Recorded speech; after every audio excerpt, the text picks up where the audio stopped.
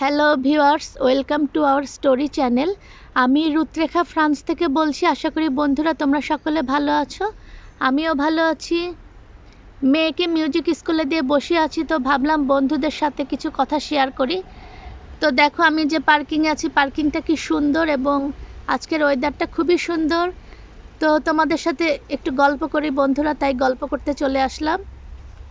তো বন্ধুরা, আমরা মাঝে মাঝেই লক্ষ্য করলে দেখতে পাই যে আমাদের আশেপাশে অনেক মানুষ আছে যারা হয়তো বা অনেক কিছুই জানে না, কিন্তু তারা নিজেদেরকে মনে করে যে তারা অনেক কিছু জানে। তারা অনেক কিছু জানে এবং তারা কথা বলতে খুব পছন্দ করে। অনেক সময় কিন্তু তারা ভুল কথাও বলে, কিন্তু তারপরেও তারা মনে করে যে তারা যেটা বলছে সেটাই সঠিক। এরকম মানুষের সংখ্যা আমাদের পৃথিবীতে অনেক, আমাদের আশেপাশে অনেক রয়েছে।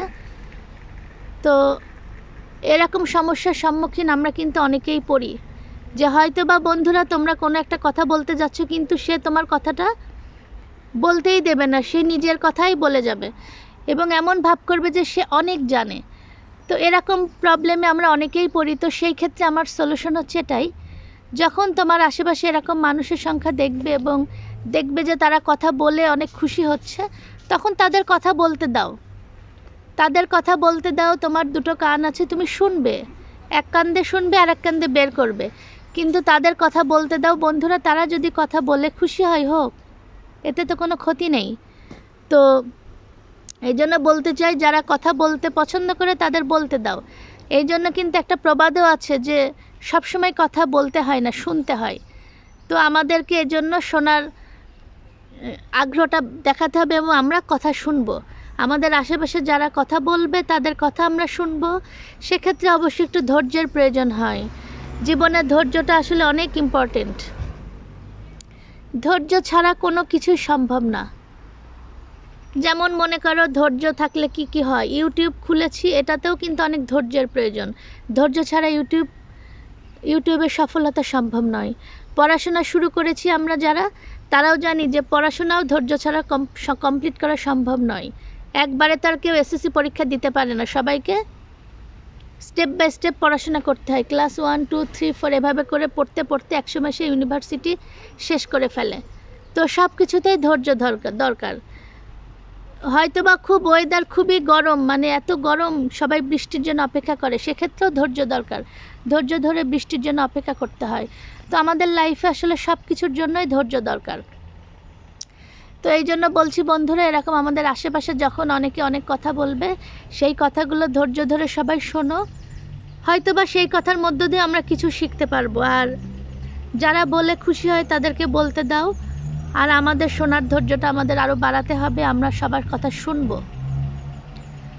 তো আজকে আমি আসলে এটা নিয়ে তোমাদের সাথে আলোচনা করতে চেয়েছিলাম, যে এটার সামারি হচ্ছে এটাই, যে সব সময় কথা বলবো না, মাঝে মাঝে শুনতে হবে। তো আমাদের শোনার ধৈর্যটা আরও বাড়াতে হবে এবং আমাদের আশেপাশের এই টাইপের মানুষের সংখ্যা দিন দিন বেড়েই চলেছে।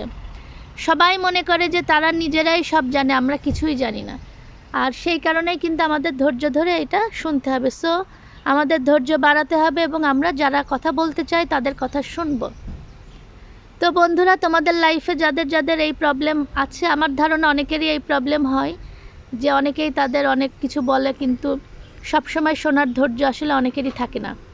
কিন্তু কিছু করার নেই বন্ধুরা, ধৈর্য না থাকলেও ধৈর্য ধরতে হবে, ধৈর্যটা বাড়াতে হবে এবং অন্যদের কথা শুনতে হবে।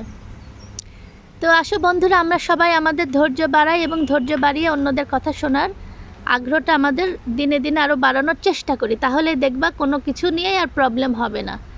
তো বন্ধুরা, তোমরা এতক্ষণ ভিডিওটি দেখলে সেজন্য তোমাদের অনেক অনেক ধন্যবাদ। ভিডিওটি যদি ভালো লেগে থাকে অবশ্যই একটা লাইক দিয়ে আমাকে উৎসাহিত করবে। আর তোমরা যারা আমার চ্যানেলটি সাবস্ক্রাইব করেছো তাদেরকে অনেক ধন্যবাদ। যারা আমার চ্যানেলটি এখনও সাবস্ক্রাইব করোনি, প্লিজ প্লিজ বন্ধুরা আমার চ্যানেলটি সাবস্ক্রাইব করে পাশে থেকো। আর পাশে থাকা নোটিফিকেশন বেলটি অন করে দিও, তাহলে খুব সহজেই পরবর্তী ভিডিওগুলি দেখতে পাবে। তোমাদের সকলের জন্য অনেক অনেক শুভকামনা, ভালোবাসা রইল। তোমাদের সবার ধৈর্য যেন দিনে দিনে বেড়ে যায় এবং আশেপাশের মানুষ যারা কথা বলছে তাদের কথা যেন তোমরা মন দিয়ে শুনতে পারো, সেই শোনার আগ্রহ এবং ধৈর্য যেন দিনে দিনে আরও বাড়ে, সেই শুভকামনাও রইল। তো সকলে ভালো থাকো, সুস্থ থাকো। আবার আসবো আরেক দিন নতুন কোনো ভিডিও নিয়ে। আজ এ পর্যন্তই।